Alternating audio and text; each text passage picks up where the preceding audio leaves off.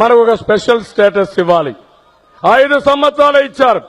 నేను నరేంద్ర మోడీ గారిని కోరుతున్నా, 15 సంవత్సరాలు ఇవ్వండి. 5 సంవత్సరాల్లో ఇండస్ట్రీ రావాలంటే 2-3 ఏళ్లు అవుతుంది. అది ప్రారంభమయ్యే లోపల ఆ స్టేటస్ పోతే మళ్లీ అభివృద్ధి ఆగిపోతుంది. అందుకని కనీసం 15 సంవత్సరాలు స్పెషల్ స్టేటస్ ఇమ్మని చెప్పి వారిని కోరుతున్నా. అదే మరి కొంతమంది కావాలని కన్ఫ్యూజ్ చేసి స్పెషల్ స్టేటస్ ఇస్తే ఇది ఒక సంజీవని కింద అన్నీ అయిపోతాయని. ఏం వస్తాయండి? 2 వస్తాయి. ఆ 2లో ఏంటి? 1 EAP, 2 central sponsor schemes. Central sponsor schemes తగ్గించేశారు, 62 నుంచి 52% వచ్చింది. ఈఏపీ వచ్చే కొద్దిగా ఎంత వచ్చింది? ఎన్ని ప్రాజెక్ట్స్ ఇస్తే గవర్నమెంట్ ఆఫ్ ఇండియా, అది మళ్ళీ వాళ్ళు కేబినెట్ లో తీసి వాళ్ళు పాస్ చేయాలి. ఎన్ని ఇస్తే వస్తాయి. నేను అడిగింది ఫస్ట్ నా డిమాండ్ స్పెషల్ స్టేటస్.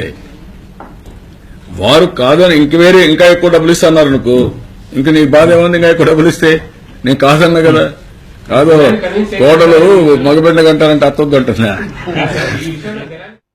ఈ యొక్క స్పెషల్ స్టేటస్ తోనే మొత్తం అయిపోతుంది, స్వర్గం అయిపోతుందని చెప్పి మాట్లాడుతున్నారు. 10 ఏళ్లు స్పెషల్ స్టేటస్ వచ్చిన రాష్ట్రాలు స్వర్గాలు అయిపోలేదు.